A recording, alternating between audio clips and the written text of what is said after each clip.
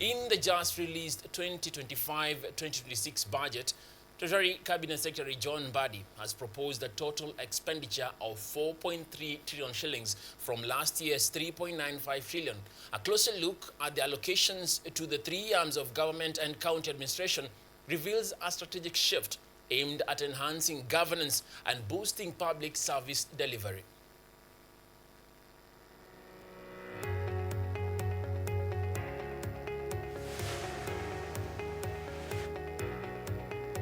And beginning of 1st July 2025, all procurement by ministries, departments, and agencies will be done through the e-procurement system without any exception. This will reduce the opaqueness and save government resources, estimated at 10% of procurable budgets. Sixth, we have taken deliberate efforts to enhance transparency and promote inclusive policy making and deepen public understanding of government economic priorities. We have not only... Still within matters concerning the budget, the education, health and security sectors are among the biggest beneficiaries of the 2025-2026 financial year budget presented today by Treasury CS John Mbadi in Parliament. The budget allocates approximately 702 billion shillings to the education sector alone.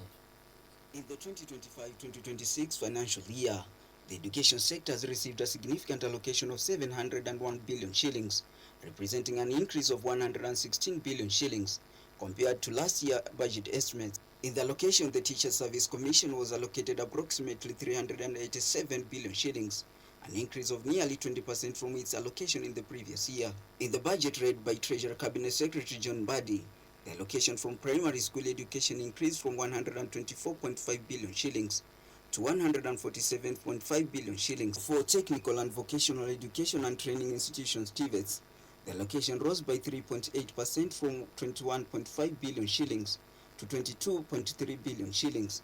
According to the budget, secondary schools were allocated 54.88 billion shillings, while the government set aside 148.5 billion shillings for higher education and research, with the Ministry of Health continuing to face challenges, especially after the United States withdrew its support from the sector. CS Mbadi allocated Health and Duale's Health 136.8 billion shillings.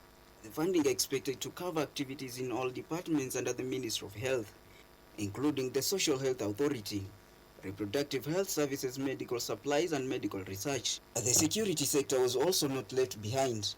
The government increased its allocation to address internal security challenges, the fight against terrorism and cybercrime. The Defense Forces Directorate of Criminal Investigations and Intelligence Services were allocated a total of 338.2 billion shillings, with part of that amount directed toward the purchase of modern equipment, training and incentives for security officers.